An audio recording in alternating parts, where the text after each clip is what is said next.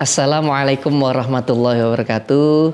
Kawan suara Surabaya yang dimuliakan oleh Allah, seringkali kita merasa kalau rizki kita itu bakal datang ke kita lewat satu cara. Apa itu?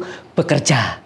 Padahal rizkinya Allah itu tidak melulu lewat bekerja loh. Memang betul ada rizkinya Allah yang lewat jalur bekerja. Tapi tidak serta-merta bahwa rizkinya Allah harus lewat bekerja. Saya masih ingat nasihat guru saya bilang seperti ini. Barang siapa yang menganggap rizkinya hanya dari bekerja, hanya dari gaji, maka dia telah mempersempit jalur rizkinya. Kenapa? Karena ternyata rizki itu tidak melulu dengan bekerja. Kok bisa begitu Ustadz? Baik, ini saya contohin. Di dalam Al-Quran, gitu ya, di surat Al-Hud ayat 6 itu punya begini. Wa ma min dabbatin fil ardi illa 'alallahi rizquha. Sungguh segala sesuatu yang melata ini di dunia ini sudah dijamin oleh Allah rizkinya. Sudah sama Allah itu ditulis rizkinya. Jadi ketika membahas ayat ini ada yang bilang, lu enggak bisa Ustadz, kita harus kerja dulu supaya dapat rizki. Nah, saya kasih contoh ya. Orang-orang yang di rumah sakit itu kan enggak kerja.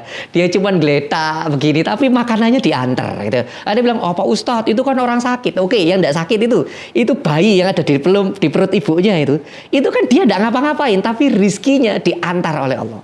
Ada yang protes lagi, loh itu kan bayi Ustadz. Oke, saya kasih contoh. Dulu ada seorang alim ya, ketika dia baca ayat ini, benar ini kisah nyata. Ada orang alim ketika baca ayat ini, dia itu protes begini. Masa sih rizki itu diantar oleh Allah? Nggak perlu kerja, nanti kita bakal diantar oleh Allah. Nah begitu. Akhirnya dia ngetes, dalam tanda petik ya, dia ngetes Allah begini.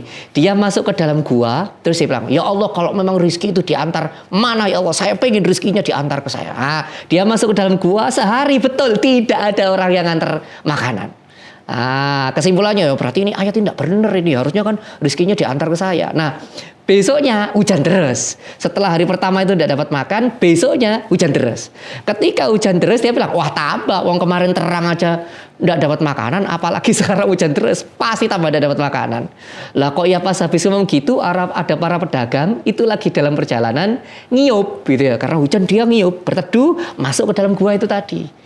Nah ketika orang alim tadi berpikir, waduh kok ada para dagang sini, wah ini nanti saya dapat makan ini, waduh ini kayaknya bener rizki diantar sama Allah. Dia menolak, enggak, saya tidak mau, nanti kalau ditawarin makan saya tidak mau. Nah ini pas si pedagangnya ini enak makan, nawari, monggo Pak mau ikut makan. Enggak, terima kasih ya. Dia dikir terus, subhanallah. Nah si pedagang ini ngeliatin, orang ini loh wajahnya sudah pucat, kayaknya dari kemarin belum makan deh, tapi dikasih makan kok tidak mau. Sok-sokan orang ini. Akhirnya mereka ngomong sama pedagang, gimana kalau orang ini kita pegangin, ya kita suapin, kita paksa dia makan, gitu kan ya.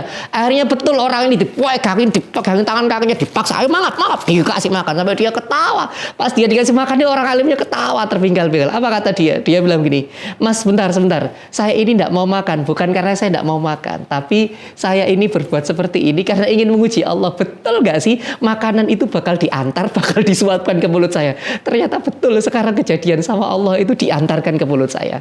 Semenjak itu beliau akhirnya bertobat dan beliau yakin betul bahwa rizki itu diantar oleh Allah. Nah kawan suara-suara yang dirahmati Allah, jangan khawatir nanti Pak Ustadz, nanti kalau pekerjaan saya ini pas lagi kemarin habis kena COVID, pekerjaan saya, gaji saya berkurang. Jangan khawatir, kalau itu urusannya dengan hidup jenengan, kalau itu urusannya dengan nyawa jenengan, sama Allah akan tetap dikasih makan. Apa kata Rasul dalam hadisnya? Sungguh nyawa seorang tidak akan dicabut kecuali telah ditunaikan rizkinya. Jadi kita itu jangan khawatir, setiap hari sama Allah pasti dikasih makan karena sudah ada jatahnya. Karena memang sama Allah itu tadi sudah ditulis dalam surat Al-Hud ayat 6. Kawan suara Surabaya yang dirahmati Allah, semoga dari ayat ini kita belajar supaya kita semakin takwakal kepada Allah, semakin yakin sama Allah kalau kita bakal dikasih rezeki yang cukup untuk kita. Saya Ustadz Marzuki Imron untuk program Hasanah Al-Quran Suara Surabaya. Assalamualaikum warahmatullahi wabarakatuh.